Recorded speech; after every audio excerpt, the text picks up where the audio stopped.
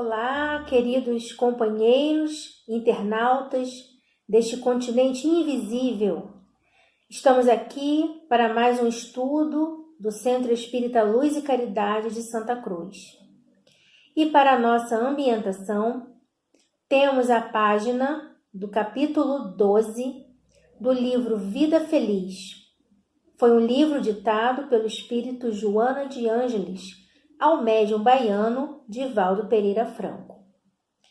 Nunca retribuas maldade com vingança ou desforço. O homem mau se encontra doente e ainda não sabe. Dá-lhe o remédio que minorará o seu aturdimento, não usando para com ele dos recursos infelizes de que ele se utiliza para contigo. Se alguém te ofende, o problema é dele. Quando és tu quem ofende, a questão muda de configuração e o problema passa a ser teu. O ofensor é sempre o mais infeliz. Conscientiza-te disso e segue tranquilo. Vamos orar. Jesus, divino irmão, aqui nos encontramos, reunidos em pensamento, para mais um estudo desta casa que sempre nos acolhe com tanto carinho. Que possamos aprender um pouco mais das tuas lições de vida, das tuas lições de vida eterna, das leis de Deus, nosso Pai, para que possamos progredir não só individualmente, mas coletivamente. Que a nossa reforma moral possa contribuir para a reforma moral de todo o planeta. Temos a certeza disso. Gratidão à doutrina dos Espíritos, que nos esclarece, nos consola, nos orienta. Gratidão a Kardec, o nosso querido codificador. Gratidão a Jesus por tudo, pela oportunidade grandiosa de estarmos sempre juntos e unidos nestes momentos de estudo. Que assim seja. Vamos ao estudo. Boa noite, queridos irmãos. Estou muito grata a Deus por esse encontro e à casa pelo convite. Nesse mês de abril, que comemoramos o mês do livro espírita, nós vamos comentar, analisar o Livro dos Médiuns, uma obra organizada, codificada por Allan Kardec, que em janeiro deste ano de 2021, nós comemoramos 160 anos de sua primeira publicação. O Livro dos Médiuns, ou Guia dos Médiuns e dos Evocadores, trata do espiritismo experimental, isto é, trata do aspecto científico do espiritismo. É o segundo livro da codificação espírita. Sua primeira publicação foi em janeiro de 1861. Em sua folha de rosto, traz o resumo do conteúdo da obra. O ensino especial dos espíritos sobre a teoria de todos os gêneros de manifestações, os meios de comunicação com o mundo invisível, o desenvolvimento da mediunidade, as dificuldades e os escolhos que se podem encontrar na prática do espiritismo, constituindo o segmento de O Livro dos Espíritos. Bem, o Livro dos Espíritos foi a primeira obra do Pentateuco kardeciano. Contém 1019 perguntas e respostas. É o norte da doutrina espírita, é a sua parte filosófica. Codificada por Allan Kardec, publicada em abril de 1857. E de onde vêm essas respostas para essas tantas perguntas? Como é que foi concebido essa obra? Com que seriedade? Com que propriedade? Como foram realizadas as consultas aos espíritos? O que é mediunidade? O que são médiuns? Como acontecem as comunicações? Posso ser médium? Nós encontraremos essas respostas e muitos outros esclarecimentos no Livro dos Médiuns, nessa obra que estamos apresentando, através dos ensinos que nos orientam para a melhor forma de compreender o intercâmbio do mundo material com o mundo espiritual. É sempre importante ressaltar que o estudo do Livro dos Médiuns não é dedicado somente aos chamados médiuns ostensivos. Ele nos mostra o espiritismo experimental, traz a instrução prática e esclarece racionalmente que não há milagres nem fenômenos sobrenaturais. Como esclarece Kardec, ele se destina a todos que estejam em condições de observar os fenômenos espíritas. Vamos ver como Kardec apresenta a obra através de sua introdução. Me permita ler o primeiro parágrafo. Todos os dias, a experiência nos traz a confirmação de que as dificuldades e os desenganos com que muitos topam na prática do espiritismo se originam da ignorância dos princípios desta ciência.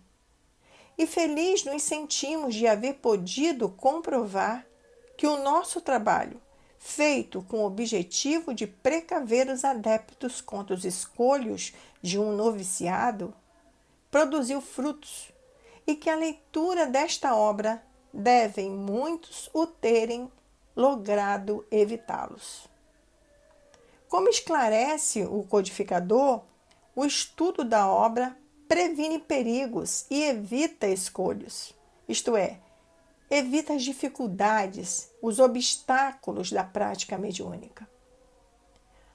Aí nós vamos observar o quanto o estudo cíclico da codificação é importante para superarmos essas dificuldades, porque os livros continuam com o mesmo conteúdo. Nós é que vamos modificando, evoluindo, nos transformando. E aí conseguindo compreender e apreender melhor as informações. Todas as vezes que voltamos a estudar uma obra, descobrimos uma nova leitura, uma nova informação que não havíamos ainda percebido. Não por distração, é porque ainda não estávamos preparados para aquele entendimento.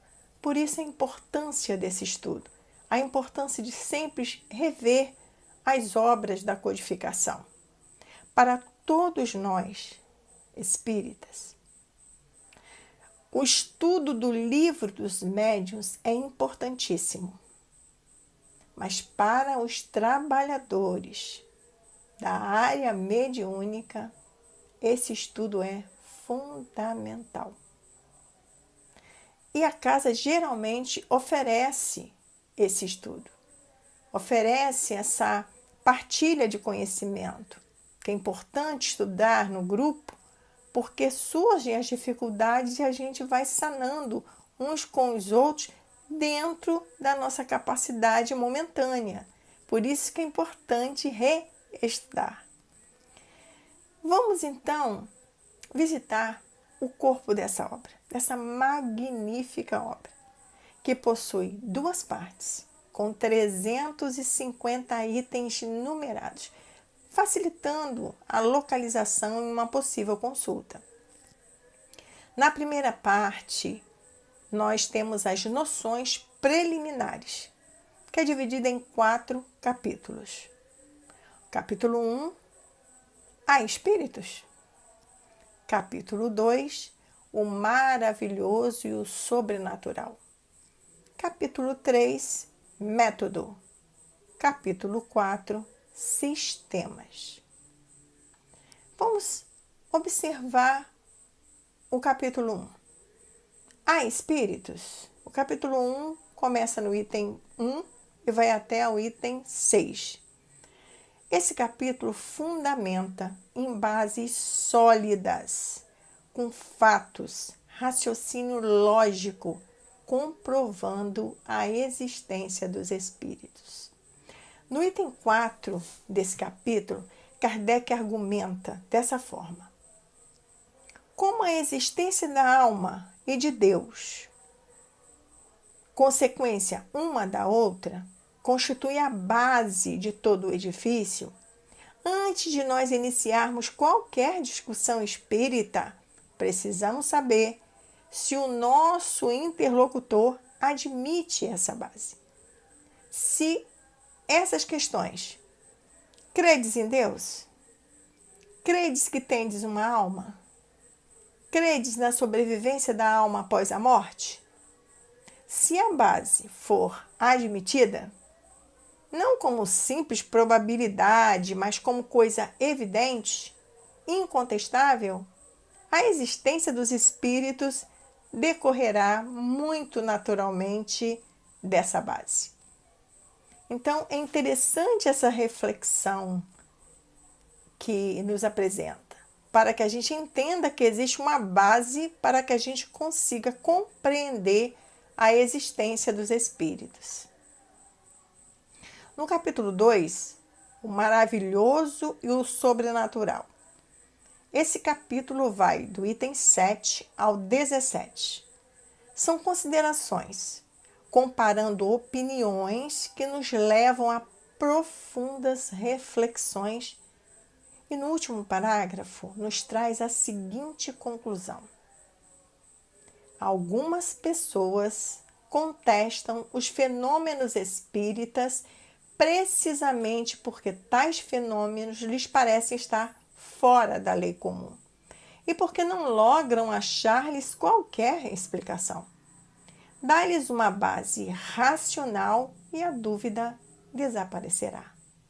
Se houvéssemos de somente acreditar no que vemos com os nossos olhos, a bem pouco se reduziriam as nossas convicções.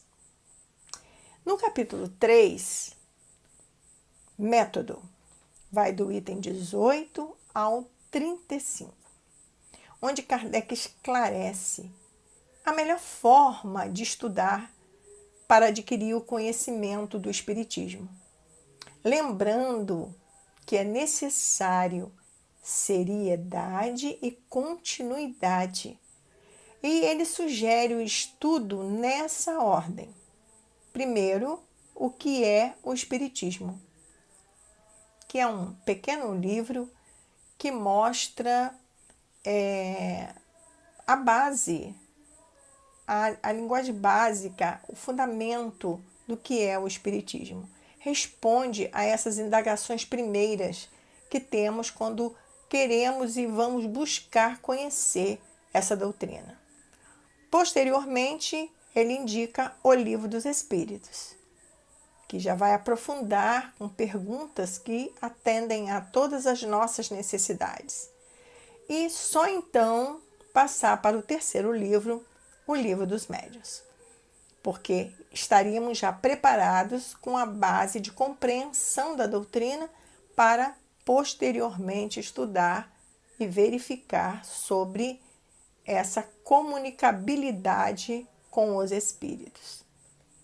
Mas Kardec acrescenta que, se desejamos conhecer tudo de uma ciência, nós devemos necessariamente ler tudo que se acha escrito sobre a matéria, ou, pelo menos, as coisas principais, não se limitando a um único autor. É uma sugestão para que a gente possa fazer comparações, né? E que compete ao leitor separar o bom do mal, o verdadeiro do falso. Mas sabemos, né, meus irmãos, que para termos essa capacidade de análise, de saber separar, saber compreender, é preciso adquirir conhecimento.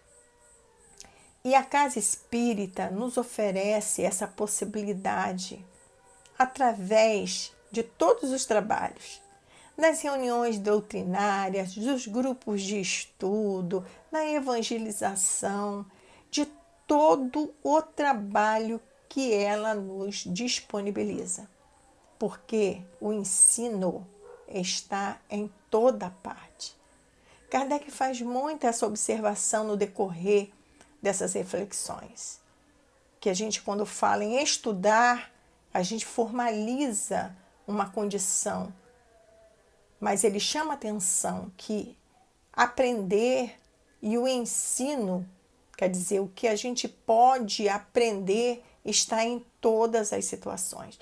No atendimento ao irmão, numa recepção da casa, numa condução para o passe, nós estaremos praticando e compreendendo aquilo que está buscando lá no livro, na teoria, pondo em prática, executando para melhor essa aprendizagem ficar mais, vamos dizer assim, consolidada em nós. No capítulo 4, Kardec vai falar dos sistemas, que vai do item 36 ao item 51. Kardec nos mostra vários conjuntos, vários sistemas de ideias, de conceitos. Porém, ele nos deixa uma recomendação muito importante. Que o essencial é que o homem aplique o espiritismo em aperfeiçoar-se moralmente. Tudo mais não passa de curiosidade estéril e muitas vezes orgulhosa, cuja satisfação não o faria avançar um passo. Então, é muito interessante que a gente perceba essa recomendação, né? Então, após essas importantes informações, evidente que a gente passou por alguns pontos, mas imagine detalhar tudo isso num estudo mais profundo, mais consciencioso. Então, após essas informações preliminares, nós passamos então para a segunda parte da obra, que são as manifestações espíritas. Nessa segunda parte, a obra nos oferece ensino sobre a mediunidade, nos mais pequenos detalhes, organizada de uma forma didática, de fácil compreensão. Nos leva a essa compreensão de inúmeras complexidades que envolvem as manifestações medianímicas. Então, buscar essa compreensão é muito importante para que a gente possa esclarecer a um irmão, compreender a atitude do outro. Então, é um livro que nos dá realmente uma base para o trabalhador da mediunidade e para todo o trabalhador da casa. Nessa parte são 32 capítulos. Desses 32 capítulos, 28 são dedicados a diferentes temas sobre médiuns e manifestações espíritas. Tem 89 subtítulos. Vai do item 52 até o 350. Inicia no capítulo 1, falando da ação dos espíritos sobre a matéria. Informação que nos facilita essa compreensão desse intercâmbio do plano material com o plano espiritual. No capítulo 10, nos esclarece sobre a natureza das comunicações. Fala das comunicações grosseiras, das comunicações frívolas, das comunicações sérias e das comunicações instrutivas. Importantíssimo ensino para nos embasar em uma avaliação de mensagens mediúnicas recebidas em nossas casas. Nos demais capítulos, um grupo de capítulos, ele destaca os diversos tipos de manifestações mediúnicas, detalhando a forma como se apresentam, dirimindo as dúvidas de como funciona, de como se dá essas manifestações. E dedica o capítulo 14 aos médiums. E nos informa no item 159 desse capítulo. Médium é toda pessoa que sente, num grau qualquer, a influência dos espíritos. Essa faculdade é inerente ao homem e, por conseguinte, não constitui um privilégio exclusivo. Por isso mesmo, raras são as pessoas que não possuam alguns rudimentos dessa faculdade. Pode-se dizer que todos são mais ou menos médiums. É interessante essa reflexão, essa informação, porque na trajetória do trabalho na doutrina espírita, nós evoluímos bastante. E essa informação já está aí há 160 anos. Mas passamos um bom tempo vendo um médium com exclusivismo, com prioridade, sem fazer essa reflexão que já estava lá, que não é privilégio, é uma faculdade inerente ao homem, não é um privilégio exclusivo. Então é importante que a gente faça essa reflexão em nós, no nosso grupo, para que haja esse entendimento que a mediunidade é uma faculdade para ser, para contribuir para a evolução do próprio médium e para todos que estão à sua volta. No capítulo 22, Kardec responde a uma antiga indagação. Afinal, há mediunidade nos animais? Vamos lá, conhecer a obra e verificar a resposta. No 23, ele fala da obsessão, nas formas como ela se apresenta. Obsessão simples, fascinação, subjugação.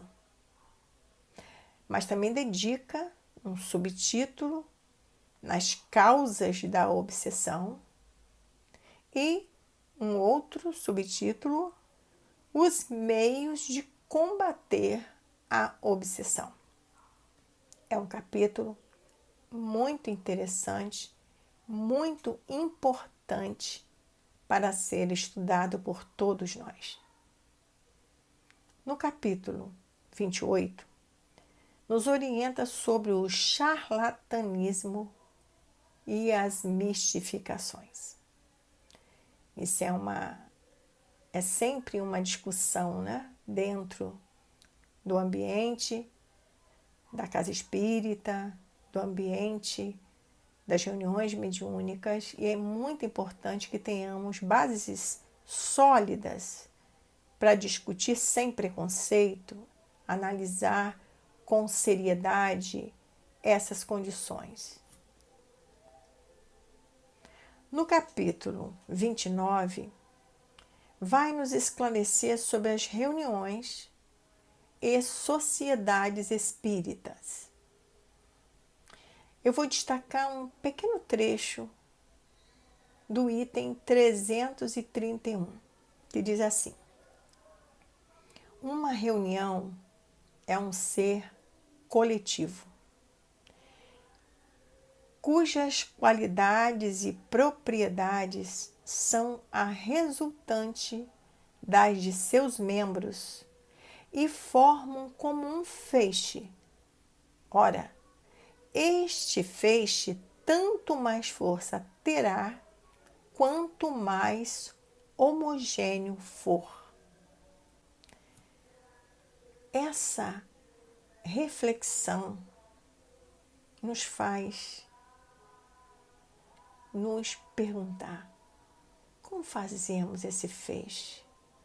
Como conseguimos esse feixe em nossas reuniões e na nossa casa espírita? Então, na leitura, nas reflexões, nós vamos descobrir, nós vamos desvendar que esse feixe vai se dar na comunhão de pensamentos, na comunhão dos objetivos, nas vibrações conjuntas, no respeito, na fraternidade. Nesse momento que estamos vivendo, na nossa cidade, no nosso país, no nosso planeta, um momento único para essa geração encarnada, nós estamos tendo uma oportunidade rica de pôr em prática a teoria que já sabemos há muito tempo. Que o pensamento é força, que o pensamento é energia. Então, hoje, com as nossas reuniões basicamente virtuais, com nossos atendimentos via meios totalmente virtuais, usando diversas plataformas, nós colocamos nesse momento toda essa teoria na prática. Porque não basta postar uma reunião doutrinária, uma palestra, um ensino, um estudo. É preciso que seja naquela postagem, naquele momento, uma transmissão de energia fluídica. E isso compete a todos nós que já temos essa noção, que já temos essa compreensão teórica. Então, quando fazemos um passe à distância, a nossa mente tem que estar voltada para aquela situação. E voltada com bons fluidos. E a gente estuda quando vai fazer curso de aplicadores de passe, de como isso se dá. E agora nós estamos tendo que praticar à distância. Então o nosso conhecimento tem que se juntar à nossa boa vontade e tem que se juntar também à nossa concentração, tem que se juntar também à nossa percepção do lugar e do momento que estamos vivenciando e das causas que estão nos envolvendo, nos abalando. Procurar entrar em outras sintonias, né? A gente cansou de falar isso. Entrar em outra sintonia, buscar outras sintonias, e como é difícil, estando nesse momento em isolamento social, muitos de nós em isolamento de fato, porque alguns ainda são obrigados a sair para trabalhar, pondo em risco, a gente sabe, mas é uma necessidade que sabemos que faz parte desse conjunto. Outros optam, né, por não cumprir, tem o livre-arbítrio, apesar de todas as recomendações. Então, nós estamos vivenciando, né? Eu gosto de dizer que nós estamos pondo o nosso conhecimento espírita em prática, de fato. não no deslocamento de ir à casa espírita, porque isso não está se dando, né? Mas em pôr em prática e entender que o templo somos nós. Cada um de nós fez do seu corpo, da sua mente, do seu espaço físico na sua casa, um templo. Então o templo somos nós que carregamos essa energia. Então quando Kardec chama a atenção que numa reunião é um ser coletivo, não importa se estamos próximos ou distantes, porque esse ser coletivo vai se dar no alinhamento de pensamentos, de vontade, no alinhamento de objetivos claros, de respeito, de fraternidade, de envolvimento com o trabalho. Então, podemos ser um feixe à distância. E por outro lado, como se acontece isso e nos dá essa oportunidade que estamos aqui reflexionando de aumentarmos essa força? Porque quantas pessoas que já não tinham mais condições de deslocamento para ir às casas espíritas voltaram a estudar, voltaram a assistir às reuniões doutrinárias?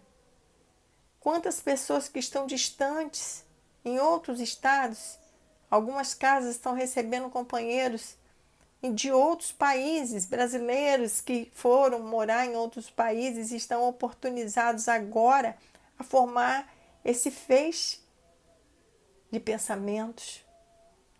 Então, companheiros, essa informação nos faz buscar e querer buscar mais fortemente essa verdade. Quando pegamos uma atividade para fazer à distância, temos que parar, nos recolher e colocar ali nossa energia fluídica, porque é assim que se forma um feixe, uma unidade. Então, que possamos realizar sempre todas essas práticas diante de tanto momento difícil que estamos passando.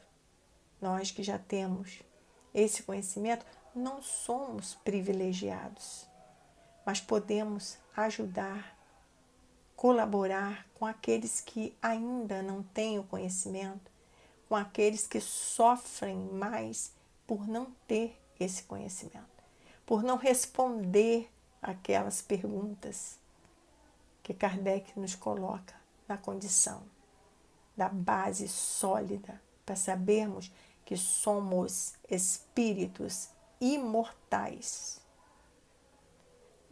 Do capítulo 30 ao 32, não há numeração de itens, porque Kardec já traz uma outra informação também bastante relevante.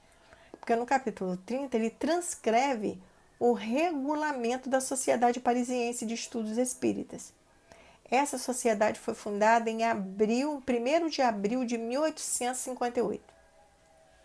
Então tem ali um regulamento de como funcionará, quais são as obrigações daquelas pessoas que estão ali naquele grupo. E hoje nós temos isso em nossas casas espíritas? Temos. Nós temos o estatuto. Toda casa que é adesa à Federação Espírita Brasileira, através das federativas, no Rio de Janeiro nós temos o CERD. Então, todas elas possuem um estatuto registrado, que é o documento de funcionamento da casa. Regulamenta os objetivos das instituições e também dos associados, os seus direitos, seus deveres. Então, Kardec reproduz ali e nos dá o exemplo de que temos que organizar dessa forma correta. No capítulo 31, nós temos as dissertações espíritas. são mensagens de vários espíritos, completando e confirmando, como Kardec mesmo coloca, que aquelas mensagens vão confirmar os princípios contidos na obra. Mas ele também coloca algumas mensagens que ele classifica como apócrifas, que são mensagens assinadas por respeitáveis nomes, porém, seu conteúdo não condizem com o pseudoautor. Sempre que tem essas mensagens lá no finalzinho, essas mensagens chamadas de apócrifas, também tem uma nota explicativa. E essa nota explicativa nos auxilia muito no entendimento e nos dá essa responsabilidade da importância de analisar, avaliar todas as mensagens recebidas do plano espiritual, independente de quem assine a obra. Porque por falta de conhecimento, ele começa falando isso lá no iniciozinho da obra, por falta de conhecimento a gente tem os nossos atropelos, os nossos escolhos, como ele chama, as nossas dificuldades. Porque nem todas as mensagens que vêm do plano espiritual, elas são condizentes com o momento que estamos vivendo, com a mensagem que está sendo dita. Então, é preciso que haja esse olhar crítico, esse olhar sério, esse olhar de responsabilidade com que se divulga, com que se entrega para o outro. E é importante a gente pautar nessa condição, porque por falta de conhecimento, quantas vezes a gente ouve, mas é uma mensagem dada por um espírito. Mas não tem esse significado porque é dada por um espírito. E a gente vai ver no estudo dessa obra que tem mensagens de vários tipos. E não precisa ser muito estudioso para perceber isso. Se a gente já entende que espíritos desencarnados somos nós que vivemos e desencarnamos, é só olhar à nossa volta e ver quantos tipos de personalidades, de vontade de pessoas que temos à nossa volta. E como nós já sabemos também que essa aproximação se dá por essa sintonia fluídica, quantos de nós também não se assemelha a esses companheiros? Então a gente tem que ter esse cuidado. E Kardec, vamos dizer assim, com toda a sua genialidade, ele coloca ali mensagens que são, não tem nada ali, ele tem uma até que ele verbaliza isso, não tem nada ali ruim, mas não é daquele espírito. Porque dá para perceber por algumas palavras usadas, por algum caminho de orientação usado. E finalizando a obra, lá no capítulo 32, traz um vocabulário espírita, que são palavras que comumente são utilizadas no espiritismo, que estão contidas no livro dos médiuns. Então, em caso de dúvida, de entendimento, a gente tem um vocabulário espírita. E finaliza com um interessante índice, onde, através de uma palavra, uma expressão, nós podemos localizar o assunto no corpo da obra. Então, é interessante, porque pode surgir uma dúvida, né? O que é obsessão? O que é uma obsessão simples? Aí eu vou lá buscar e ele vai me localizar imediatamente, se não for dentro de um capítulo, se for no meio de alguma situação. Bem, queridos irmãos, procurei apresentar de forma sucinta uma obra fundamental para ser estudada, consultada por todos nós espíritas. Por muito tempo, o trabalhador espírita acreditou que o livro dos médiuns era para os médiuns. Depois a gente foi evoluindo, esclarecendo, entendendo que compreender a mediunidade não nos transformaria em médiuns. Compreender a mediunidade nos faria melhores trabalhadores, porque atendemos no atendimento fraterno, atendemos na evangelização, e algumas situações que serão esclarecidas estudando o Livro dos Médiuns. Então, esse conhecimento facilitará a compreensão de muitas situações que vivenciamos em nosso cotidiano, não só na casa espírita, mas no nosso dia a dia familiar, trabalho. Então, para quem se interessar em estudar, a Federação Espírita Brasileira está disponibilizando esse estudo atualmente no canal da FEB TV, pela internet. Dá para acessar pelo YouTube. E é só estudar, é só, vamos dizer assim, se aprofundar nessa leitura e sempre revisitá-la com aquela ideia que Kardec já nos orienta. Nós vamos modificando, nós vamos crescendo, nós vamos evoluindo. Então é preciso sempre rever, estudar. Não nunca a finalização de um estudo. E isso é muito bom. Espero ter deixado bastante dúvida. Espero ter deixado bastante curiosidade e vontade de saber mais. E só temos então que agradecer. Deus Pai de infinita bondade, queridos amigos espirituais, mentores desse trabalho, que possamos, Senhor, aprender a cada momento as orientações, os ensinos que nos vêm através da leitura, através da música, através das palavras de um companheiro. Que possamos, Senhor, fazer jus a todas as oportunidades que recebemos e que possamos compreender que tudo passa, mas que temos que fazer a nossa parte. Obrigada, Senhor. E esteja conosco sempre. Que assim seja. Obrigada, queridos irmãos. Saúde, paz. Fiquemos com Jesus.